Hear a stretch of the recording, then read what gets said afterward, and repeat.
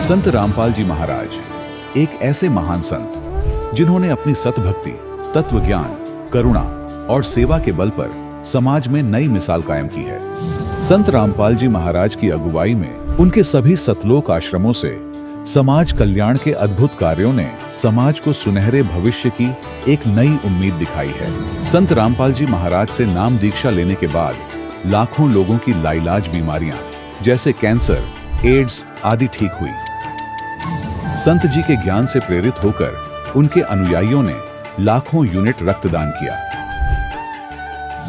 संत जी ने लाखों बहन बेटियों का दहेज मुक्त विवाह करवाया।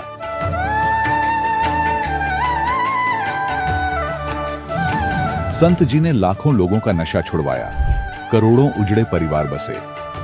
संत जी के आश्रमों में समागम के दौरान निःशुल्क नेत्र चिकित्सा, दंत चिकित्सा प्रदान की जाती है। संत रामपाल जी महाराज द्वारा समय समय पर पर्यावरण संरक्षण के उद्देश्य से बड़े स्तर पर वृक्षारोपण किया जाता है। संत जी ने जरूरतमंदों को तत्काल राहत पहुंचाने के लिए एम्बुलेंस सेवा शुरू की। संत जी अपने अनुयायियों को देहदान के लिए प्रेरित करते हैं, जिससे मानवता की सेवा और चिकित्सा क्षेत्र में सुधार हो सके। संत रामपाल जी महाराज के सभी आश्रमों में हर रोज निःशुल्क भंडारा आयोजित किया जाता है, जहां हर वर्ग, हर जाति और हर धर्म के लोग एक साथ बैठकर भोजन करते हैं।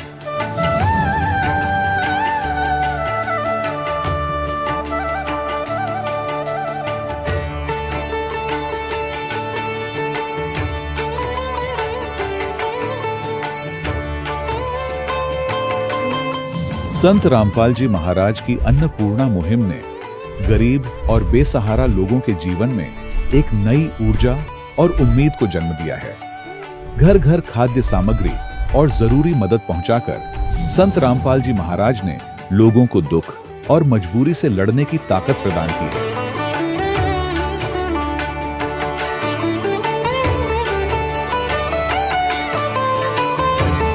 संत रामपाल जी महाराज द्वारा गरीब लोगों के लिए घर बनवाने का अद्भुत कार्य एक ऐसी मिसाल कायम कर रहा है जो सदियों सदियों संत जी की उदारता और दया भावना के तौर पर जाना जाएगा।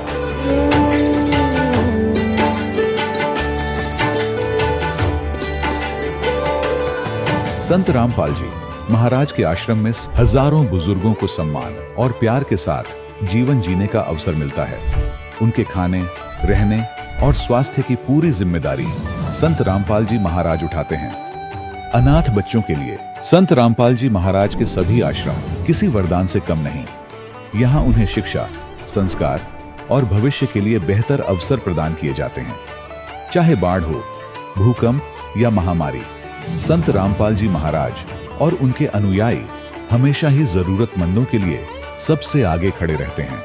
कोविड महामारी के दौरान संत रामपाल जी महाराज के आश्रमों से करोड़ों लोगों के लिए भोजन, दवाइयां और जीवन रक्षक सामग्रियां उपलब्ध कराई गई। चाहे गरीब की मदद हो या किसी शोषित और पीड़ित वर्ग के हक और सम्मान की लड़ाई, संत रामपाल जी महाराज ने हमेशा ही उनकी दबी आवाज को सरकारों तक पहुंचाया है और उन्हें उचित न्याय दिलवाने में अहम भूमिका अदा की है।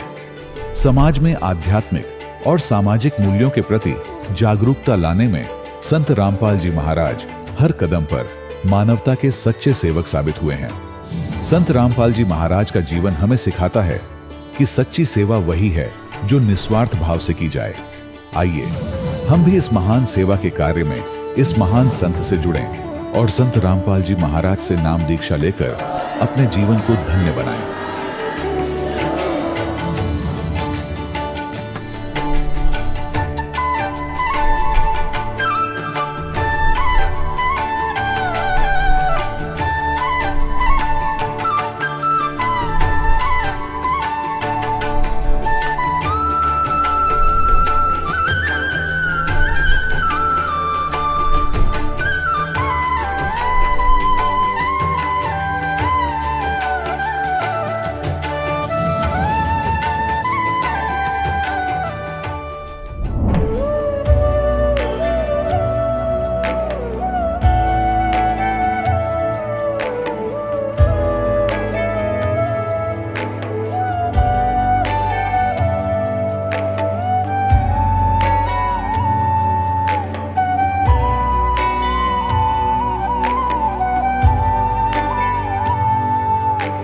जब लग गुरु मिले न साचा, तब लग गुरु करो 10 पांचा।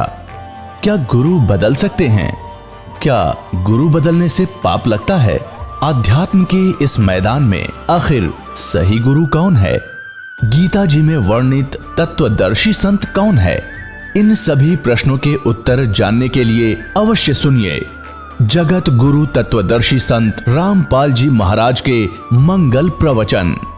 सत साहिब दर्शकों, मनुष्य अपने जीवन में शारीरिक सुख और मानसिक शांति की चाह में अनेक प्रकार की भक्ति साधनाएं अपनाता है, लेकिन जब लाभ मिलने के बजाय बार बार हानि ही होने लगे तो उसका निराश होना और नशे जैसी बुरी आदतों का शिकार हो जाना स्वाभाविक हो जाता है। दर्शकों, कुछ ऐसी ही कहानी थी उत्तराखंड के रहने वाले अनूप रावत जी की। अनूप रावत जी अपने जीवन में दुख और परेशानियों से इतने घिर गए थे कि उनका भगवान पर से बिल्कुल विश्वास उठ गया था। न तो वे कोई भक्ति साधना करते थे और न ही पूजा पाठ में विश्वास रखते थे। शारीरिक और मानसिक कष्टों से तंग आकर उन्होंने शराब जैसी गंदी आदत को अपना लिया।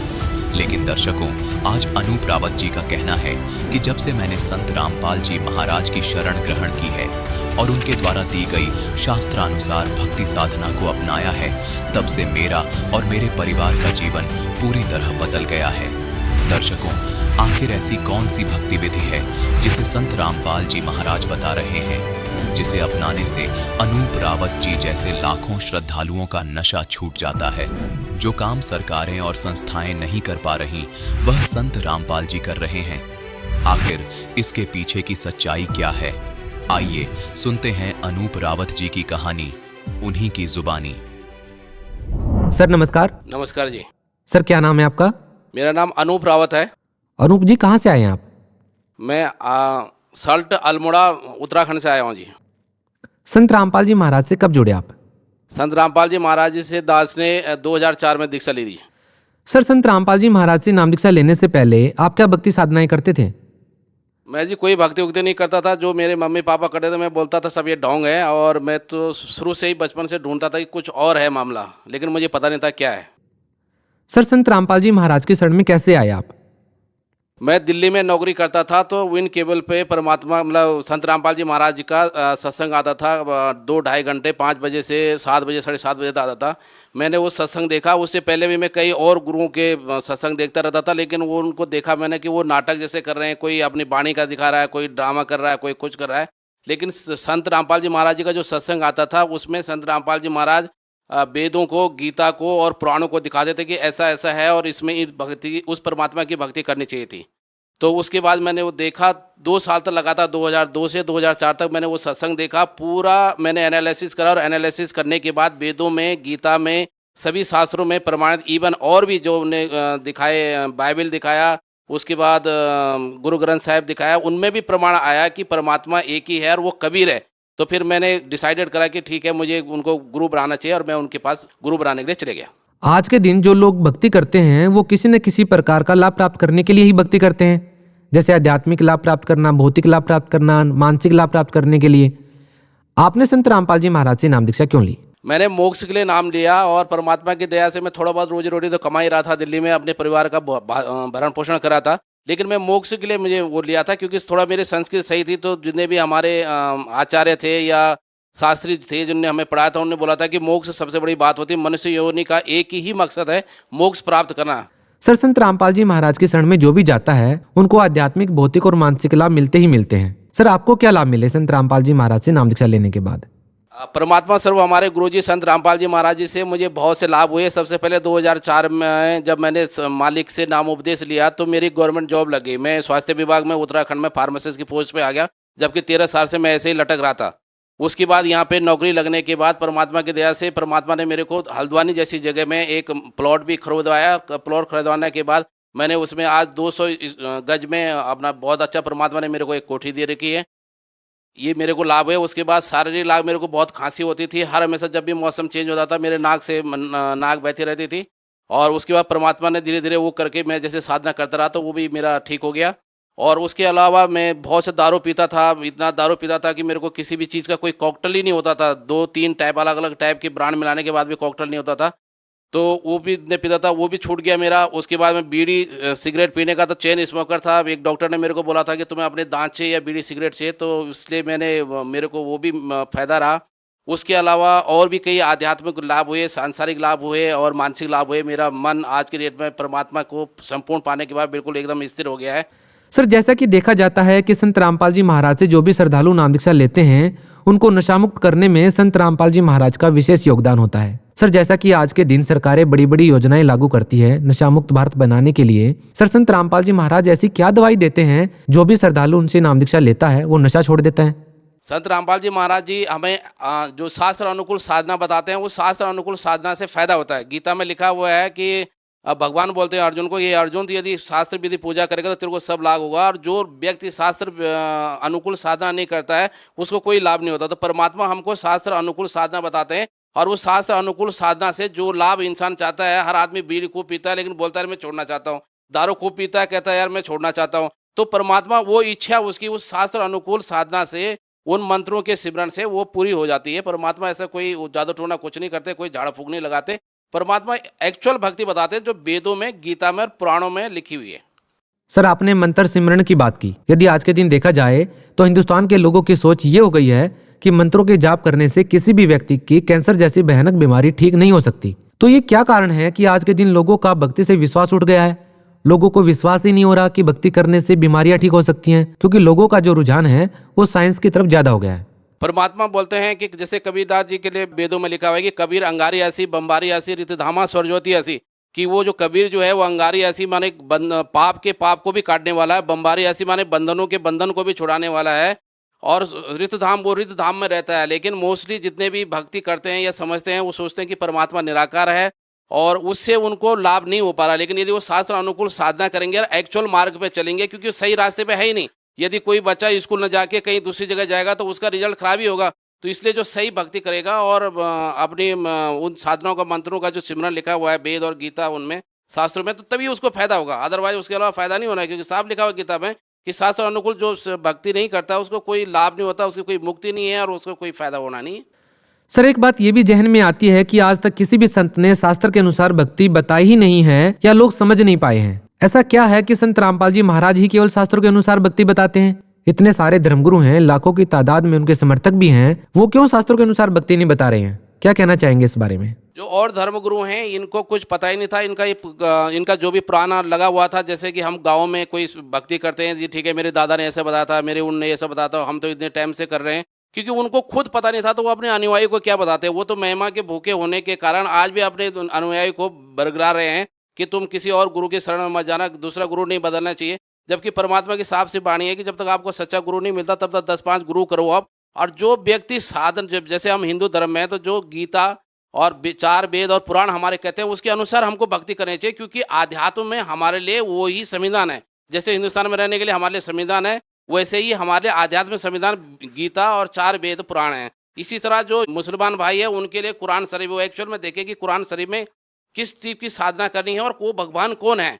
इसी तरह से बाइबल में साफ लिखा हुआ है कि परमात्मा सशरीर है और उसने 6 दिन में सृष्टि रची है और 7 दिन में तख्त पर जा बैठा। लेकिन उनको नहीं पता एक्चुअल में जो हमारे वेद हैं या जो गीता है, जो पुराण है, जो बाइबल है, पवित्र बाइबल है, पवित्र गुरु ग्रंथ साहिब है और पवित्र कुरान शरीफ है, उसमें जो गूढ़ रहस्य हैं उनको, जो ये धर्म के वो व्यक्ति हैं या जो धर्म के साधक हैं, उनको पता नहीं है कि इसके अंदर एक्चुअल गूढ़ रहस्य कौन है और किस भगवान की पूजा का उसमें संकेत दिया गया है। सर, हम आपसे ये भी जानना चाहेंगे कि संत रामपाल जी महाराज से नाम दीक्षा लेने के बाद कितने दिन के बाद लाभ मिलना शुरू हो जाता है? जैसे कि कैंसर जैसी भयानक बीमारी है वो कितने दिन में ठीक हो जाएगी, या फिर जो और अन्य कोई बीमारी है वो कितने दिन में ठीक हो जाएंगी? ऐसी कोई समय सीमा है क्या? इसकी समय सीमा कुछ नहीं है। जैसे उसने नाम ले लिया परमात्मा से तो उसी टाइम से उसका स्टार्ट हो जाता है, लेकिन उसके अंदर दृढ़ विश्वास होना चाहिए। दृढ़ विश्वास को तब होगा कि जब हमारी ज्ञान गंगा किताब है, चैनल पर परमात्मा का सत्संग आता है, वो अपना देखे और देखने के बाद पूरी वो करे, छानबीन करे। अभी 84 लाख योनि का सौदा है, ये कोई लाख 2 लाख या 10 लाख 15 करोड़ का सौदा नहीं है।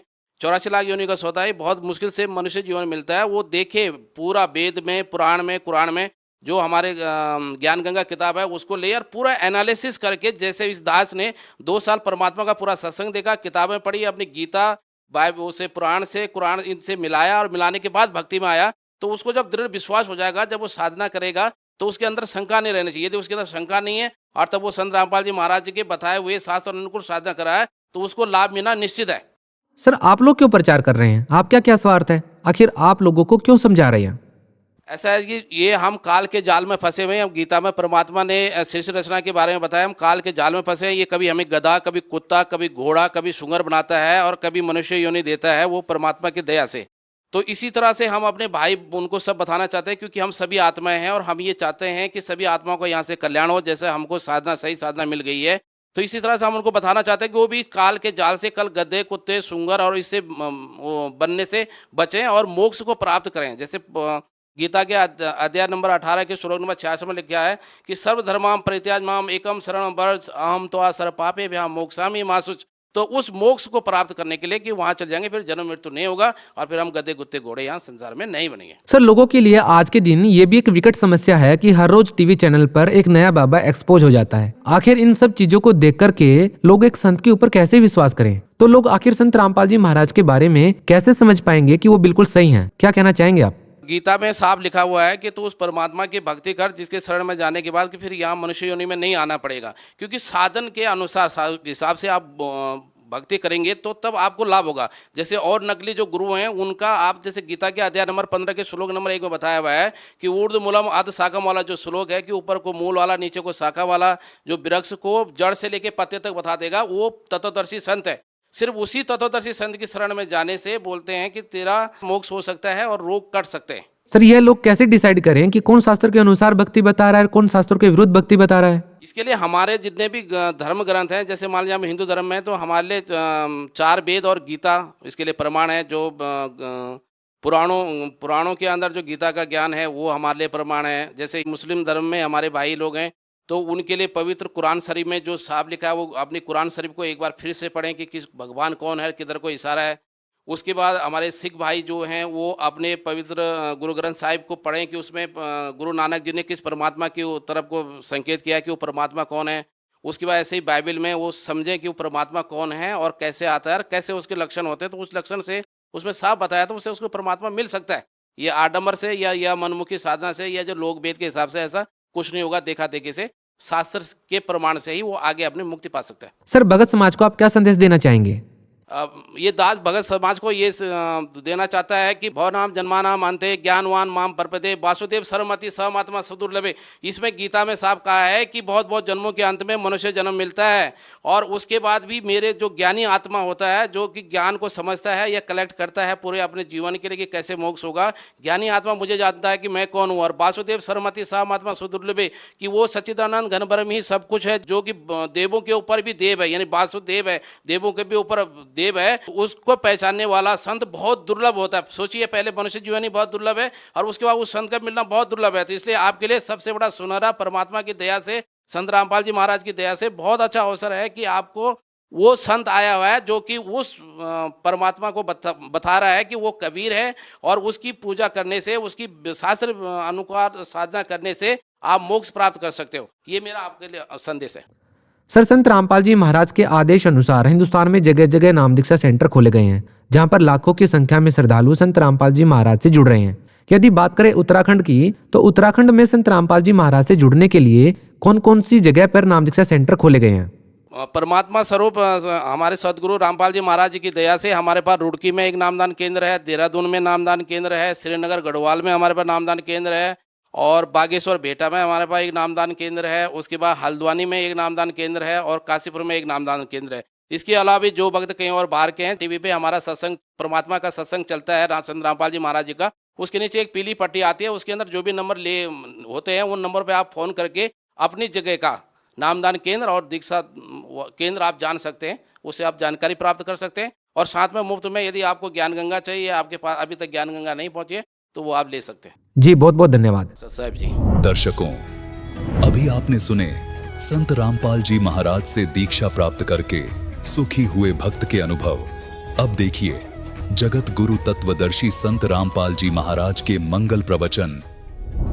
तो जो परमात्मा ने आकर ज्ञान दिया उसको सूक्ष्म वेद कहते हैं, और जिन महापुरुषों को परमात्मा मिले हैं उनको जो ज्ञान दिया है वो उस परमात्मा के सूक्ष्म वेद का समर्थन करते हैं, क्योंकि उन्होंने परमात्मा को आंखों देखा है, वो सचखंड गए हैं, सतलोक गए हैं, फिर उनको भगवान ने वापस छोड़ा है, तो वो पक्के गवाह हैं भगवान के, उस सतलोक और सचखंड के। और अन्य जितने भी संत महात्मा, गुरु, धर्म गुरु पूरे विश्व के, वो परमात्मा को निराकार बताते हैं। तो उन्होंने भगवान पाया कहाँ, उन्होंने मिला कहाँ भगवान, और भगवान नहीं मिला तो वो झूठे हैं, उनको कख नहीं पता। और जिनको भगवान मिला उन्होंने परमात्मा बताया है कि वो साकार है, नर आकार है, मनुष्य दृश्य है, सशरीर है, उसका नाम कबीर है। और सभी धर्म ग्रंथ हमारे परमात्मा साकार बताते हैं और हमारे धर्म गुरु उसको निराकार बताते हैं। इससे सिद्ध है कि वो गुरु नहीं है, वो नकली हैं, सारे झूठे हैं। तो उस परमात्मा ने जो ज्ञान बताया आकर के, उन्होंने बताया कि मानुष जीवन दुर्लभ है, वही मिले न बारंबार, और जैसे तरवर से पत्ता टूट गिरे वो भौर नहीं लगता डार। क्या बताते हैं कि जिन महापुरुषों ने परमात्मा को पाया, सतलोक देखा, वापस आए, उनमें से कौन कौन है? आदरणीय धर्मदास साहिब जी, आदरणीय मलुकदास साहिब जी, आदरणीय नानक साहिब जी, आदरणीय दादू दास साहिब जी, आदरणीय गरीबदास साहिब जी, गांव छुड़ानी, जिला झज्जर वाले, आदरणीय गीसा दास साहिब जी, गांव खेखड़ा, जिला मेरठ, उत्तर प्रदेश वाले। तो इन महापुरुषों का तो दास को ज्ञान है कि इनको परमात्मा, पूर्ण ब्रह्म, सत्य पुरुष, अल्लाहु अकबर, ग्रेट गॉड, वो स्वयं सतलोक से अपने निज स्थान से चलकर आए और उनको मिले, उनको सचखंड लेकर गए, फिर उनको वापस छोड़ा। उन महापुरुषों ने फिर आके बताया है कि परमात्मा साकार है, निराकार है, और सचखंड की जानकारी उन्होंने यथार्थ बताई। तो अभी तक उन महापुरुषों ने जो ज्ञान दिया वो लोकोक्तियों के माध्यम से बताया, शब्दावलियों के माध्यम से, यानी पद्य भाग में वर्णन किया। और पद्य भाग के अंदर कोड वर्ड अधिक होते हैं, क्योंकि राग बनाने के लिए उसमें कुछ शब्दों को उस राग के अनुकूल बनाना पड़ता है, तो उसको समझना जन साधारण के बस की बात नहीं होती।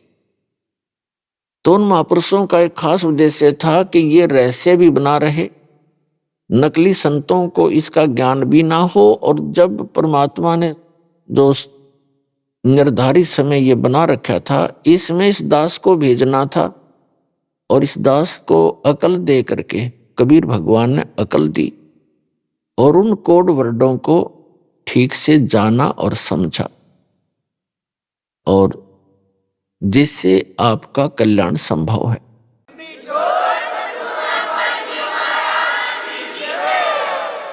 तो वो तत्व ज्ञान कहलाता है, उसको सूक्ष्म वेद कहते हैं। उसके विषय में परमात्मा बताते हैं कि चारों युग में मेरे संत पुकारे, और कूक कहा हम हेल रे, हीरे माणक मोती बरसे ये जग चुगता ढेल रे। सत साधना रूपी, तत्व ज्ञान रूपी हम हीरे और मोती बखेर रहे, और ये भोले श्रद्धालु तत्व ज्ञान से अपरिचित इस सत साधना को ठुकरा कर ये आन उपासना काल तक की साधना रूपी कंकर पत्थर इकट्ठे कर रहे हैं। चारों युग में संत पुकारे, कूक कहा हम हेल रे, हीरे माणक मोती बरसे ये जग चुगता ढेल रे। हमरा ज्ञान किने ना सुनिया, ये पर भी लेन जात है दुनिया। तो पुण्यात्माओं, परमात्मा ने आकर बताया, इन महापुरुषों को मिले, किन किन को, जैसे अभी आपको उनके नाम गिनाए, उनमें से एक हैं आदरणीय गरीबदास साहिब जी। आदरणीय गरीबदास साहिब जी को परमात्मा ने अपना विशेष रहस्य दिया और उनके द्वारा अपनी महिमा की वाणी पुनः प्रकट करवाई यथार्थ रूप में। उन्होंने क्या बताया है कि कोट जन्म तो भरमत होगे, कुछ ना हाथ लग्या रे। और कुकर सुकर खरबा बोरे कौआ हंस बगारे। क्या बताया है कि आप जी ने असंग जन्म हो गए भटकता ने। अब प्रसंग चला था कि पूर्ण परमात्मा की साधना से प्रत्येक प्राणी को सुख हो सकता है। पूरे विश्व के प्राणी जितने चींटी से लेकर हाथी हैं और मानव शरीर प्राप्त है, इस परमात्मा की सतभक्ति से और इस सच्चे ज्ञान के प्रचार से सर्व प्राणी मोक्ष प्राप्त कर सकते हैं। जैसे जिनको मानव शरीर प्राप्त है उनको तो संशय है ही नहीं, यदि मर्यादा में रहेंगे और ये भक्ति करेंगे तो वो सभी पार हो जाएंगे। मानव शरीरधारी प्राणियों को तो संशय है ही नहीं, और इतनी आसान भक्ति है इसमें, और इसका आउटपुट बहुत ज्यादा है।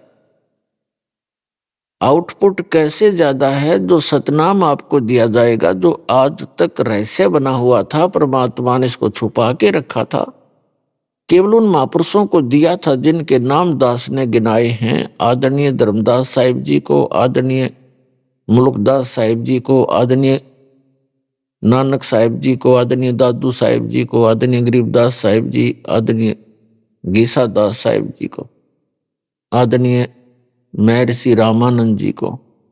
इनको तो परमात्मा ने सतनाम दिए थे, उन्होंने जाप भी किए, लेकिन आगे नाम दान करने की उनको सख्त मनाही थी। धर्मदास मेरी लाख दुहाई, और ये मूल ज्ञान कहीं बाहर ना जाए। परमात्मा ने कहा था कबीर जी ने धर्मदास जी से कि धर्मदास मेरी लाख दुहाई, ये मूल ज्ञान अभी कहीं बाहर ना जाए। मूल ज्ञान बाहर जो पढ़ी, ये बिचली पीढ़ी हंस नहीं तरही। पुण्यात्मा, आप कितने भयंकर स्थान पर रह रहे हो, जहां परमात्मा ने भी अपने आप को गुप्त रख के और यहां तक लाना होता है इस भक्ति को, नहीं तो काल चाहता है भक्ति करे नहीं, नास्तिक हो जावे। जैसे पूरा चीन नास्तिक हो गया, क्योंकि वो महात्मा बुद्ध के मानने वाले थे, और जब तक उन पुण्यकर्मियों के शुभ संस्कार थे और महात्मा बुद्ध के अनुयायी बन गए जो पहले वाले व्यक्ति थे, तो लाभ तो हो रहा था उनके पूर्व जन्म के पुण्यों से। वो ये सोचते रहे कि वर्तमान की साधना से हमें लाभ हो रहे हैं, महात्मा बुद्ध के द्वारा बताई गई साधना से। आने वाले समय में हम कलयुग के निकट आते चले गए, हमारे पुण्य क्षीण होते चले गए, हम कर्महीन हो गए, पूर्व जन्म के पुण्य रहे नहीं, और महात्मा बुद्ध के द्वारा बताई गई साधना से कुछ होना ही नहीं था। तो उसकी साधना से अन्य को कोई लाभ होना बंद हो गया, तो उन्होंने सोच लिया कि कोई भगवान नहीं, और भगवान का नाम निशान मिटवा दिया। रूस के अंदर नास्तिकता और चीन के अंदर, और चीन के अंदर विश्व की सबसे ज्यादा आबादी है। तो पुण्यात्माओं, ये काल चाहता है कि भक्ति ना करें, नास्तिक हो जाए, भगवान को याद करना है भूल जाए, और कोई भी मेरे जाल से बाहर ना जावे। और यही कार्य ईव इरादा स्वामी पंथ, दंदन सतगुरु पंथ, निरंकारी पंथ, आसाराम, जितने भी ये संत ला रखे काल ने, ये सारे शास्त्र विरुद्ध साधना दे रहे। और वहां जब प्राणी जाता है, जिसके पूर्व जन्म के पुण्य हैं, उनको तो सुख होना ही था, उन पुण्यों से हो रहा था। अब वहां 20-20, 30-30 वर्ष हो गए जिन पुण्य कर्मियों के, उनका सर्वनाश हो गया, क्योंकि आध्यात्मिक लाभ तो होना ही नहीं था, उनके पुण्य थे वो खत्म हो गए। अब दुर्गति तो होनी थी। तो अब कुछ दिनों में अगर ये सत साधना भगवान दया ना करते इस मानव के ऊपर, तो विश्व में नास्तिकता फैल जाती और हाहाकार मच जाता थोड़े ही दिनों। आने वाले 100 वर्ष बहुत भयंकर होते इस विश्व के। अब यह फिर शांति होगी। जनता जो माया की दौड़ में लगी है, आपको भगवान इतने सुख देगा, आपने कदे सपने में सोचे भी ना होंगे, शायद सुने भी ना होंगे।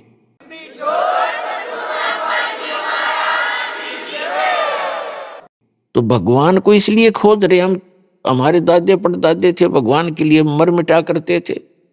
हजारों वर्षों तक उन्होंने साधनाएं की परमात्मा पाने के लिए। जीर्ण शीर्ण शरीर हो गए उनके, और जो भी जिस संत ने साधना बताई, जो क्रियाएं बताई, जो मर्यादा बताई, उन्होंने सिर धड़ की बाजी लाकर उनका पालन किया, लेकिन मिला कुछ भी नहीं, क्योंकि वो साधना सत्य नहीं थी, शास्त्र अनुकूल नहीं थी, वह गॉड गिवन नहीं थी, वो काल गिवन थी, इस काल की दी हुई थी। अब जो गॉड गिवन साधना इस दास के पास उपलब्ध है।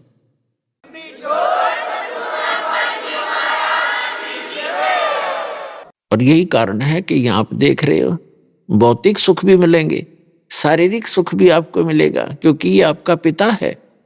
और दुखी बालक कितना लुट पिट कर घर आ जा तो माता पिता फिर भी उसको प्यार देते हैं, कोई बात ना बेटा, आनी होगी होगी, आगे सावधान हो जाना, तो उसी में खुश हो जाते हैं। तो ये अपना पिता है, इसके दरबार में आने के बाद फिर ये दुखी नहीं होने देगा। आपको यदि राहत नहीं मिलेगी तो मर्यादा टूट जाने से, तो मर्यादा सबसे प्रथम है भगवान की। जब लग हंसा हमरी आना और काल लगे नहीं तेरा बाणा। परमात्मा कहते हैं जब तक ये जीव मेरी मर्यादा में रहेगा, काल का अटैक नहीं हो सकता आपके ऊपर।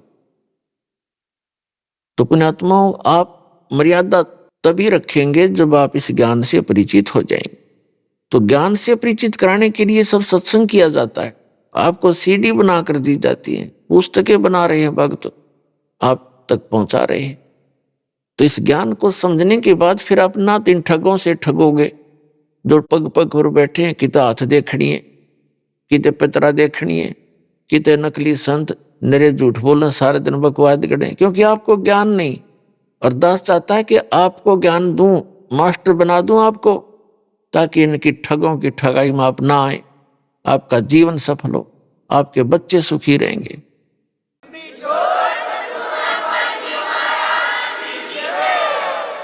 तो प्रसंग चला था कि जिस समय हम परमात्मा की शरण ग्रहण कर लेंगे तो हमें सर्व सुख होगा। पुण्यात्माओं, एक सिकंदर लोधी नाम का मुसलमान राजा था, दिल्ली का बादशाह था। वो दिल्ली यानी भारतवर्ष का राजा था। जो दिल्ली का शासक होता था उसके अंतर्गत पूरे भारतवर्ष के छोटे मोटे जितने भी नवाब होते थे, राजा लोग होते थे, वो उसके अधीन होते थे। और उस समय भारत, पाकिस्तान, अफगानिस्तान, बलोचिस्तान, इराक, ईरान और गजनी तक, और ये सब भारत ही होता था। सिकंदर लोधी एक मुसलमान बादशाह था और उनका एक धार्मिक पीर था, गुरु था। पूरे भारतवर्ष के मुसलमानों का वो मुखिया था, शेख तकी। और एक विशेषता हो जाती है, एक कमजोरी हो जाती है मानव के अंदर, जो जरा सा कोई पोस्ट पद प्राप्त कर लेता है किसी भी क्षेत्र में, उसके अंदर अभिमान बहुत हो जाता है। चाहे वो धार्मिक व्यक्ति हो, चाहे वो किसी प्रशासनिक पद पर हो, उसमें स्वाभाविक है अहंकार हो जाता है।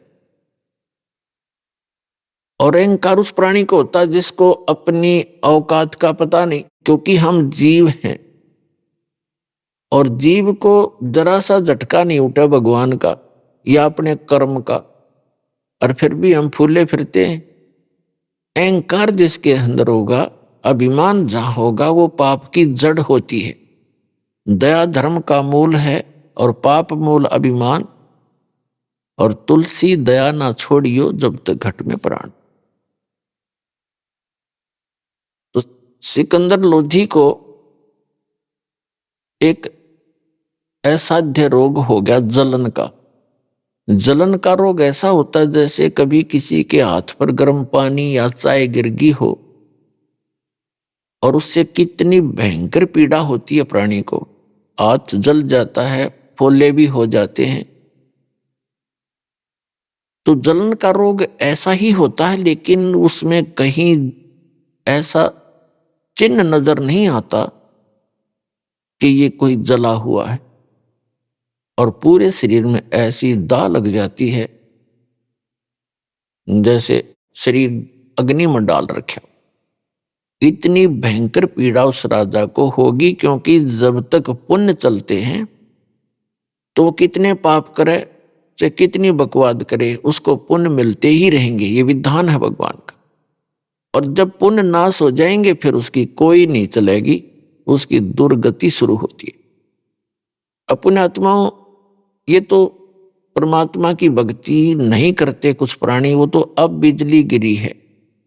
नहीं, पहले तकरीबन सभी भगवान में आस्था रखते थे, छोटी मोटी अपनी साधना करते ही रहते थे। तो वो जैसे सिकंदर लोधी एक मुसलमान राजा था और 5 वक्त की नमाज कंपलसरी होती ही है। इसकी जो मुसलमान धर्म की जो साधना है, ये कुरान शरीफ के ज्ञानदाता ने बताई है। और कुरान शरीफ यानी कुरान मजीद कहो, कुरान शरीफ कहो, इसका जो ज्ञानदाता है ये ब्रह्म है। और अज्ञानता से ये मुसलमान भाई इसको पूर्ण परमात्मा मान रहे हैं, सुप्रीम गॉड मान बैठे। तो इसने जो साधना बताई थी हजरत मोहम्मद जी को, वो कौन सी बताई थी? 5 समय की नमाज, दिन में 5 बार नमाज करनी है। नमाज क्या है? स्तुति है भगवान की, परमात्मा की महिमा का गुणगान करना नमाज बोलते हैं। जैसे हम नित्य नियम करते हैं, सुबह का करते हैं, दोपहर का बता रखा है, शाम का आपको। और फिर ऐसे जैसे कई गीता जी का नित्य पाठ करते हैं, वो भी नमाज यानी स्तुति है, प्रार्थना भगवान की। और जप जी का पाठ करते हैं सिख भाई, तो वो भी नमाज ही समझो। 5 वक्त की नमाज और रोजे रखना, इनका एक रमजान का महीना मानते हैं, उस दौरान रोजे रखना, व्रत रखना और बंग देना और ईद बकरीद के त्योहार मनाना। तो ये सभी साधनाएं, ये सभी क्रियाएं मुसलमान धर्म में कंपलसरी है, प्रत्येक मुसलमान करता है। नमाज अच्छी बात है, जैसे गीता का पाठ करना, नमाज करना। जैसे कई व्यक्ति गायत्री मंत्र जाप करते हैं, यजुर्वेद अध्याय नंबर 36 के मंत्र नंबर 3 के आगे ओम लगा करके उसका बार बार रिपीटेशन करते हैं, उसका आवर्ती करते हैं। तो वो सारा स्तुति है, प्रार्थना है, नमाज है वो। तो उस नमाज से लाभ क्या होगा? ये एक धर्म यज्ञ यानी ज्ञान यज्ञ है। ज्ञान यज्ञ का फल अलग है, उससे मोक्ष नहीं होता। जैसे ग्लूकोज है, ग्लूकोज, एक रोगी व्यक्ति को ग्लूकोज लगाई जाती है, तो ग्लूकोज जो है वो रोग नाश नहीं करती, शरीर को कुछ सहारा अवश्य देती है। और हमारा रोग नाश होगा तो ग्लूकोज कितनी चढ़ा लो, कितनी लगा दो, उससे कोई लाभ नहीं होना। वो जितना होना है वही होगा, लेकिन रोग नाश नहीं हो सकता। उसके लिए अलग ट्रीटमेंट है, इंजेक्शन, टैबलेट्स, गोलियां। तो वो मुसलमान समाज में नहीं है, वो गोली इंजेक्शन नहीं है। और जैसे हिंदू समाज के अंदर भी वो गोली इंजेक्शन कंप्लीट नहीं है। जैसे कुछ एक तो ओम नाम जपते हैं, कोई हरिंग हरिंग करता रहता है, कोई अन्य जाप करते हैं, तो मंत्र सही नहीं है। सही मंत्र है इस विश्व के मानव के कल्याण के लिए। कंप्लीट एक ही कोर्स है और सबको एक ही रोग है, जन्म और मृत्यु का। तो उसके लिए केवल एक कंप्लीट कोर्स है जो इस दास के पास उपलब्ध है, तो उससे आपका मोक्ष होगा।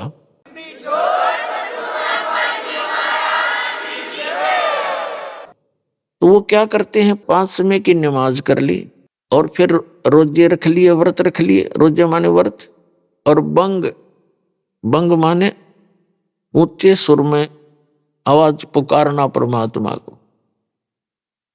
तो ये सारी क्रियाएं किया करते थे, क्योंकि ये न तो पाप नाशक है ये क्रियाएं, ना ये मोक्षदायक है। क्योंकि ये किसकी बताई हुई है? ये सरपुरुष की बताई हुई है। ये गीता ज्ञान दाता भी वही है, कुरान शरीफ का ज्ञान दाता भी वही है, वेद का ज्ञान दाता भी वही है, और बाइबल का भी ज्ञान दाता वही है। बाइबल के अंदर 3 पुस्तकों का संग्रह है, होली बुक, तौरात, जबूर और इंजिल, और चौथी उनकी कुरान है। तो वो चारों कतेब और चारों वेद मिलता जुलता ज्ञान है। चारों वेदों का सारांश श्रीमद् भगवद गीता। उन चारों कतेबों में इतनी कमी है, कौन सी? तौरात, जबूर, इंजिल और कुरान के अंदर, कि उसमें कोई मंत्र जाप करने का नहीं। वो केवल नमाज ही पर जोर रखते हैं और कुरान शरीफ यानी अपनी अपनी इन चारों पुस्तकों को पढ़ते हैं। तो ये ज्ञान यज्ञ है। तो उस ज्ञान यज्ञ के करने से लाभ तो मिलता है, लेकिन ना तो पाप का नाश हो सकता। पाप के नाश बिना हमारा प्रारब्ध यानी जीवन किस्मत में जो दुख है वो कट नहीं सकता, और पाप कटे बिना सुख नहीं हो सकता। जैसे किसी के पैर में कांटा लगा हो और उसको ये बता दिया किसी ने कि आपके पैर में कांटा लगा है, और वो निकला नहीं, निकालने का कोई साधन नहीं है। उस व्यक्ति को कोई ये कहे कि तू कांटा निकल नहीं सकता और जूता पहन ले, भविष्य में कांटा नहीं लगेगा, तो क्या वो जूता पहन सकता है? कांटा लगे पैर में जूता पहना नहीं जा सकता। वो तो कांटा निकले, और कांटा निकलने के बाद उसको सलाह दी जाए। सलाह की जरूरत नहीं, फिर तो आप समझ जाएगा कि जूता फिर निकाल दिया, फिर ये कांटा तैयार है। तो जिनको आज उनके किस्मत में दुख हैं वो उनके पाप के कारण है, और पाप प्रारब्ध के अंदर लिखा हुआ। प्रारब्ध माने किस्मत में, और किस्मत में लिखे हुए को ना ब्रह्मा जी मिटा सकते, ना विष्णु जी, ना शिव जी, ना ब्रह्म सरपुरुष जिसे कहते हैं, जो गीता ज्ञान दाता, कुरान ज्ञान दाता, वेद ज्ञान दाता, और ना पर ब्रह्म, केवल पूर्ण ब्रह्म, कंप्लीट गॉड, वो अल्लाह अकबर, वो समर्थ परमात्मा, वो आपके पापों का नाश करके आपको सुख दे सकता है, आपकी किस्मत चेंज कर सकता है। मासा घटे न तिल बधे, विधना लिखे जो लेख, और सच्चा सतगुरु मेट कर ऊपर मार दे मेघ।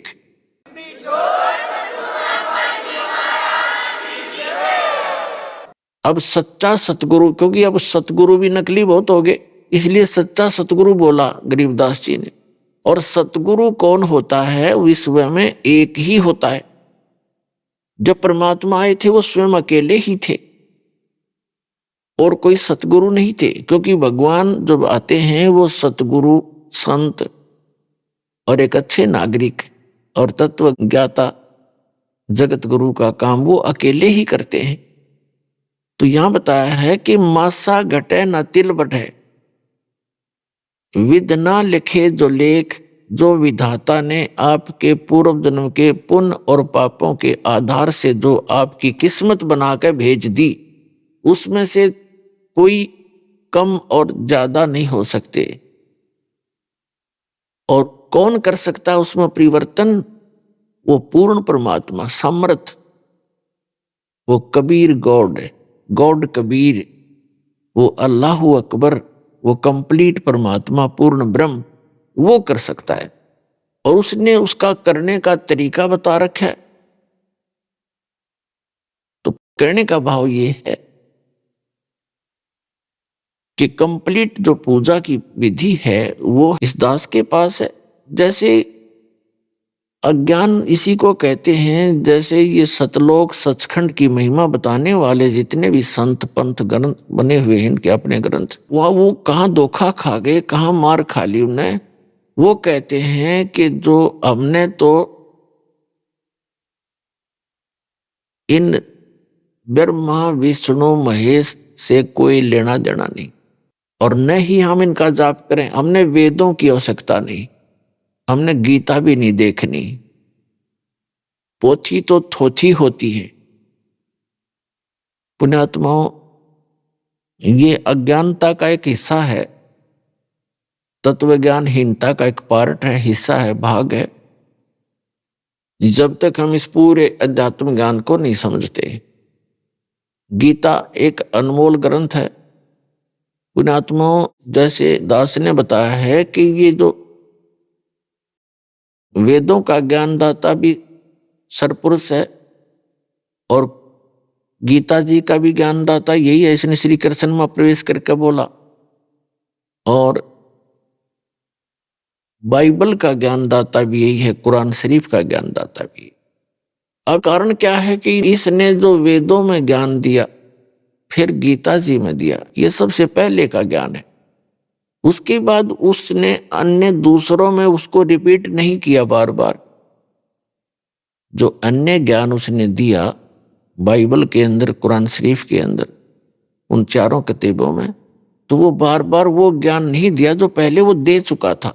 फिर उसने समय अनुसार जहां पर जो प्राणी रहते थे उनको वहां जीवित रखने के लिए, अपने खाने के लिए, वो खुद खाता है हमारे को, ये शरीर यहाँ रह जाता है। सारे जीवन में जो भी हम अटपट करते हैं, जो भी खट्टे मीठे पदार्थ खाते हैं या नशा करते हैं, वो हमारा सूक्ष्म शरीर के अंदर एक और शरीर है, उसके अंदर लिप्त हो जाते हैं।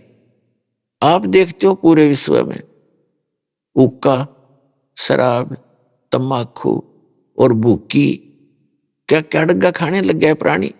ये खाने की चीज है। ज्यादा पैसे हैं, काजू खा ले, किशमिश खा ले, सेब संतरे खा ले, खीर बना ले, हलवा बना ले। उधर रुचि ना जाती कबाड़ खाने को और ये बकवाद करने को क्यों जाती है? क्योंकि इसका प्रेशर है। ये मन इसका दूत है, एजेंट है। ये बकवाद खोज लेगा 1 मिनट में। बताओ, हुक्का बनाया तो किस तरह इसके बना के इसके सारा सिस्टम, फिर हुक्का, चलम और तम्बाकू, ये बकवाद क्यों करी? क्योंकि इसने करवाई। और ये ज्यादा जितना प्राणी गलत काम करेगा, गलत आहार करेगा, इसका टेस्ट बनता है। तो ये जैसे इन अन्य पुस्तकों के अंदर पुराण है और अन्य कुरान है, बाइबल है, इनमें मांस खाने का भी इसने प्रावधान कर दिया।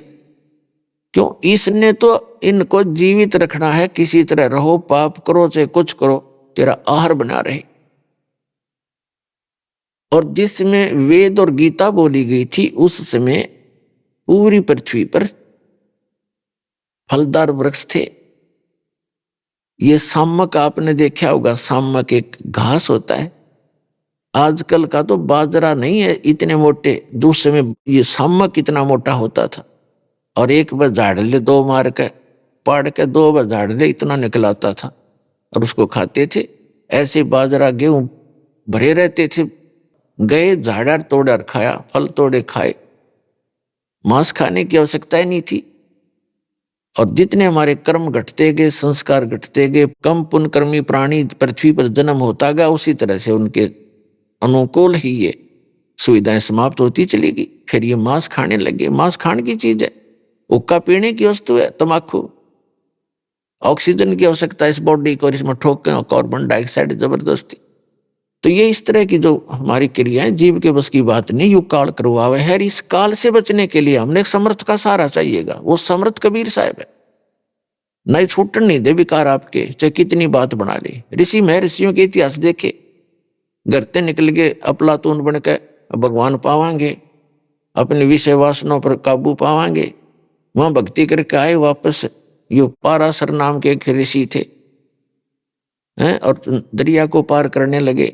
12 वर्ष तपस्या करके आया, कति इंद्रियों को साध का, और एक उस मल्लाह की लड़की पर नींद खराब कर ली नालायक आदमी ने, वहां गड़बड़ सारा काम बिगाड़ दिया। तो यू काल ब्रैन माटी कर रहा हमारी।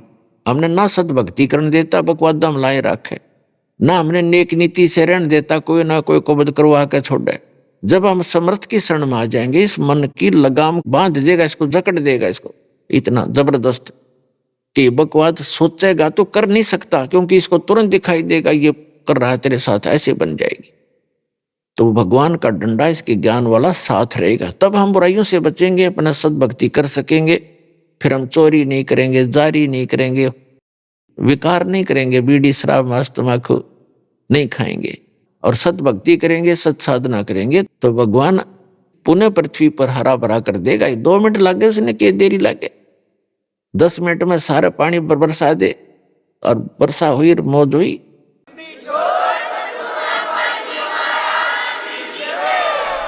अभी आपने सुने संत रामपाल जी महाराज के मंगल प्रवचन।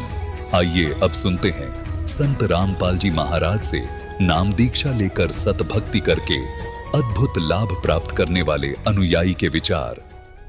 दर्शकों, मनुष्य अपने जीवन में दिन रात पूजा पाठ, व्रत उपवास, भजन कीर्तन तथा अन्य सभी प्रकार की पारंपरिक भक्ति साधनाएं करता है, लेकिन फिर भी उसकी समस्याओं का समाधान न हो तो फिर उसके मन में यही सवाल उठता है कि आखिर मैंने ऐसी क्या गलती कर दी है जो मेरे जीवन में न सुख है और न ही शांति। दर्शकों, ऐसी ही कहानी थी मध्य प्रदेश के रहने वाले मनोज कुमार कुदारी जी की। मनोज जी ने अपने जीवन में सभी पारंपरिक भक्ति साधनाएं अपनाई, लेकिन इसके बावजूद भी मनोज जी को अपने जीवन में न कभी शारीरिक सुख मिला और न ही मानसिक शांति मिली। लेकिन दर्शकों, आज मनोज जी का कहना है कि जब से मैंने संत रामपाल जी महाराज से नाम उपदेश लिया है, तब से मेरी जिंदगी से दुख और शारीरिक कष्ट छू मंत्र हो गए हैं। मेरी जिंदगी पूर्णतः बदल गई है। दर्शकों, आखिर मनोज कुमार जी क्यों संत रामपाल जी महाराज जी को भगवान बता रहे हैं? आखिर मनोज कुमार जी क्यों अपनी पारंपरिक भक्ति साधना को शास्त्र विरुद्ध और संत रामपाल जी महाराज द्वारा बताई गई भक्ति साधना को शास्त्रों के अनुकूल बता रहे हैं? इसके पीछे की सच्चाई क्या है? आइए सुनते हैं मनोज कुमार जी की कहानी, उन्हीं की जुबानी। सर नमस्कार। नमस्कार सर। सर क्या नाम है आपका? मनोज कुमार कुदारी सर। मनोज जी कहाँ से आए हैं आप? सर मैं बैतूल एमपी से आया हूँ सर। सर संत रामपाल जी महाराज से नाम दीक्षा लेने से पहले आप क्या भक्ति साधना करते थे? सर सारे देवी देवताओं जो पहले से करते चले आए थे वही देवी देवताओं की भक्ति करना, गणेश जी बिठालना, दुर्गा जी बिठालना और सावन के महीने भर रामायण पढ़ना। और सिंगा जी महाराज से हमने नाम उपदेश भी ले रखा था। सर सिंगा जी महाराज जो नाम दीक्षा देते थे वो शास्त्रों में प्रमाणित नहीं थे और वो पूर्ण गुरु भी नहीं थे और नाम दीक्षा देने के अधिकारी गुरु भी नहीं थे। उनसे नाम दीक्षा लेके ना तो कोई लाभ हुआ, कुछ भी नहीं हुआ, मतलब नॉर्मली चल रहा था। तो सर जब आपने संत रामपाल जी महाराज से नाम दीक्षा ली तो आपको क्या लाभ मिला? सर मैं देवी देवताओं की भक्ति तो हम कर ही रहे थे और गुरु भी बना ही रखा था। उसके करते करते सर मेरा हार्ट डॉक्टर ने बताया था कि बचपन से एक वाल्व आपका सिकुड़ रहा है, उससे धीरे धीरे आपका वाल्व पूरा सिकुड़ जाएगा। और मेरे को पैदल चलने में भी दिक्कत होती थी, खांसी आती थी, खांसी के साथ ब्लड आ जाता था, खून आ जाता था। फिर डॉक्टरों को दिखाया, बैतूल में लश्करे डॉक्टरों को दिखाया, भोपाल में मेमोरियल हॉस्पिटल में दिखाया, तो उनने बताया कि ऑपरेशन करना पड़ेगा आपका वाल्व का और हो सकता है तो कृत्रिम वाल्व भी लगाना पड़ेगा आपको। तो सर इतने पैसे तो हमारे पास थे नहीं। फिर क्या हमने फिर तिरुपति बालाजी गए, वहाँ पे सत्य साईं जी का हॉस्पिटल था, वहाँ पे बाईपास सर्जरी से वो वाल्व उनने फुला दिया और उनने कहा कि आपको ये टेबलेट ज़िंदगी भर खानी पड़ेगी और फिर आप 45 साल के बाद आना तो फिर आपकी टेबलेट चेंज कर दी जाएगी उम्र के हिसाब से।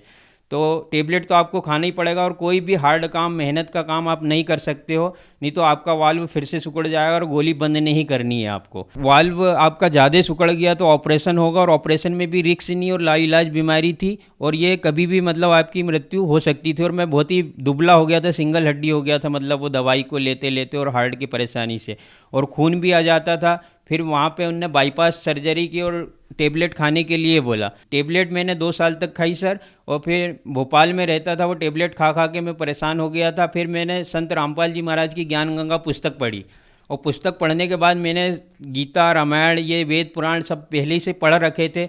और फिर मैंने सोचा भगवान तो यहाँ है, हमको अभी तक ये पूजा करने से लाभ क्यों नहीं मिल रहा है, तो भगवान तो यहाँ है। फिर मैंने, मेरी बुआ जुड़ी हुई थी पहले से, तो मैंने कहा आप कब जा रहे हो, तो उनने बताया 2-4 दिन बाद। तो मैंने कहा बुआ मैं भी चलूँगा, देख के आऊँगा वहाँ पे क्या है। सतलोक आश्रम में संत रामपाल जी महाराज से नाम दीक्षा ली 11 जनवरी 2014 को। सर आपकी जो दिल की बीमारी थी वो काफ़ी गंभीर बीमारी थी, डॉक्टर ने इसको लाइलाज करार दे दिया था और आपको ज़िंदगी भर दवाइयाँ खाने के लिए बोला। तो सर आपको क्या लगता है कि जब आपने संत रामपाल जी महाराज का ज्ञान पढ़ा तो क्या आपको ये विश्वास हो गया था कि संत रामपाल जी महाराज से नाम दीक्षा लेने के बाद आपकी बीमारी ठीक हो जाएगी? जी सर, संत रामपाल जी महाराज की जब ज्ञान गंगा पुस्तक पढ़ी तो उसमें लगा कि भगवान तो यहाँ पे है, क्योंकि हम पूजा पाठ करते किसके लिए हैं कि हम सुखी रहें, हमारा शरीर सुखी रहे, घर में सुख शांति बनी रहे। परंतु ये करते हुए भी पूजा जो देवी देवताओं की पूजा करते थे इसमें सुख शांति और बीमारी हट नहीं रही थी। जब संत रामपाल जी महाराज की बुक पढ़ी तो हमने लगा भगवान तो यहाँ बैठे हैं और हम कहाँ पे डरे ढो रहे हैं। शास्त्र के अनुकूल साधना न करके विरुद्ध साधना करके पूरे उल्टे कर्म कर लिए हमने। मनोज जी, जब आपने संत रामपाल जी महाराज से नाम दीक्षा ली और जिस विश्वास के साथ आपने संत रामपाल जी महाराज से नाम दीक्षा ली कि आपकी जो जीवन की रक्षा होगी, आपको जो भी बीमारियां हैं वो ठीक हो जाएगी, तो क्या उनसे नाम दीक्षा लेने के बाद आपको वाकई में उन चीज़ों में लाभ मिला?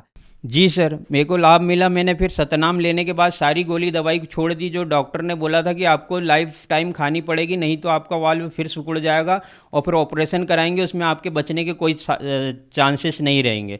तो मैंने सतनाम लेने के बाद सारी गोली दवाई छोड़ दी और मैं आज कोई भी काम करने में, कोई भी मेहनत का काम करवा लो, कुछ भी करवा लो, मेरे को कोई दिक्कत नहीं है। और ये सारी मेरी रिपोर्ट भी रखी हुई है सारी, और इसमें उनने बोल दिया था कि एक वाल्व आपका बहुत सिकुड़ गया है, जिससे आपका पेनल चलते हो तो वो ब्लड सर्कुलेशन तेज़ी से होता है, इसके कारण आपका ब्लड ओवरफ्लो होकर मुंह से आ जाता है, खून आ जाता है। सर मेरे पापा को भी दमे की बीमारी रहती थी, उनको टीचर है मेरे पापा, वो उनको बारिश में भीग जाए या कोई भी ऐसी चीज़ हो जाती, ठंडी भी ज़्यादा लग जाती, उनको दम की शिकायत, दम फूलने लगती, रात में घबराने लग जाते थे। वो भी दिन रात पूजा करते थे, 5-5 आरतियाँ करते थे, उनको भी कोई लाभ नहीं हो रहा था। मैंने गुरुजी की दया से सतलोक आश्रम में मैंने नाम दीक्षा ली संत रामपाल जी महाराज से। फिर मम्मी पापा को भी बोला कि आप भी चल के देखो, नाम मत लेना, बस देख लो। उनने वहाँ जाते ही से वहाँ जाकर माहौल जो देखा और फिर गुरुजी से नाम दीक्षा ले ली बिना पूछे कि भाई भगवान तो यहाँ पे बसते हैं। फिर नाम दीक्षा लेने के बाद उनको भी सारी जो दमे की शिकायत थी, मम्मी के घुटने में दिक्कत थी, सारी प्रॉब्लम उनकी भी दूर हो गई मम्मी पापा की संत रामपाल जी महाराज से नाम दीक्षा लेने के बाद। सर मेरे को भी गुटखा खाने की आदत बहुत थी सर, मैं भी गुटखा छोड़ ही नहीं पा रहा था। पुड़िया, गुटखा की पुड़िया बनाता था, फेंक देता था। मेरी मम्मी ने कसम भी दे दी थी कि मेरी कसम है अब मत खाना। कसम भी खा ली थी माँ की, परंतु फिर भी गुटखा छूट नहीं रहा था। तो संत रामपाल जी महाराज के वहाँ पे गए, वहाँ का व्यवहार देखा, वहाँ सब भक्तों को देखा, सब मतलब, तो सर मेरा गुटखा नहीं छूट रहा था। फिर मैं वहाँ पे गया, 3 दिन मैंने नाम दीक्षा ली और 3 दिन सत्संग सुना। बाहर निकला तो मेरे को पता ही नहीं चला कि मेरा गुटखा कब छूट गया। मनोज जी, जैसे कि आपने बताया कि संत रामपाल जी महाराज से नाम दीक्षा लेते ही आपका नशा छूट गया, क्या संत रामपाल जी महाराज ने आपका नशा छुड़वाने के लिए आपको कोई दवाई या कोई जड़ी बूटी दी या कोई तंत्र विद्या की, जिसको करने के बाद आपका नशा छूट गया? नहीं सर जी, ने संत रामपाल जी महाराज ने कोई दवाई नहीं दी। उनके जो मंत्र थे शास्त्र के अनुकूल थे, उनमें पावर था, और वो मंत्र के जाप से ही सारी विकृतियां, हमारी बुराइयों को दूर हो जाता है, क्योंकि भगवान तो वही है जो सारी बुराइयों को दूर कर दे। और बाकी से हमने बाकी संतों के पास देखा कि वो भक्ति भी करते हैं, गुटखा भी खाते, दारू भी पीते, शराब भी पीते हैं और लड़ाई भी करते हैं। जबकि संत रामपाल जी महाराज के आश्रम में जाके देखा कि वहाँ सब भगत हाथ जोड़ के बात करते, भले वो प्रधानमंत्री हो या कलेक्टर हो, सभी एक ही जगह पे बैठ के खाएंगे, सभी के लिए समान, मतलब सबके लिए समान, कोई बड़े छोटे की कोई अलग से लाइन नहीं होती है, सभी के लिए समान व्यवहार किया जाता है। और वहाँ का माहौल देख के लगा कि स्वर्ग तो यहाँ बसता है, मतलब सतलोक तो यहाँ है। आप भगत समाज को क्या संदेश देना चाहते हैं? सर भगत समाज से मैं प्रार्थना करना चाहता हूँ कि संत रामपाल जी महाराज के यूट्यूब, फेसबुक और इंस्टाग्राम सभी पर संत रामपाल जी महाराज के सत्संग आते हैं, उनमें नंबर आते हैं गुरुजी के। आप वो नंबर पे लेके नज़दीकी नामदान सेंटर पे नाम दीक्षा लेकर अपना कल्याण करा सकते हैं। जी धन्यवाद। जी धन्यवाद सर।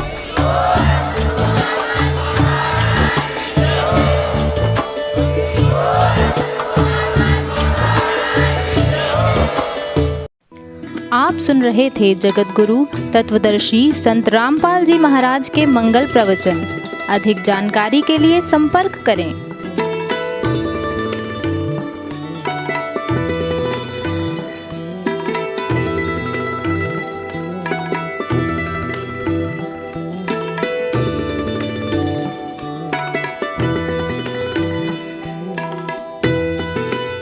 जगत गुरु तत्वदर्शी संत रामपाल जी महाराज जी के पावन सानिध्य में भक्ति की अलख जगाने तथा श्रद्धालुओं को सत्य भक्ति मार्ग का रास्ता दिखाने हेतु कनाडा के लोकप्रिय channel the TV NRI channel पर जगत गुरु तत्वदर्शी संत रामपाल जी महाराज जी के मंगल प्रवचनों का प्रसारण प्रतिदिन सुबह 7:30 बजे से 8:30 बजे तक तथा रात्रि 7:30 बजे से 8:30 बजे तक किया जा रहा है। इस सत्य भक्ति मार्ग को अपनाने के लिए अधिक से अधिक सत्संग प्रसारण देखें। इस सत्संग प्रवचन का सीधा प्रसारण संत रामपाल जी महाराज लाइव सत्संग YouTube चैनल और जगत गुरु संत रामपाल जी महाराज Facebook पेज पर भी देख सकते हैं।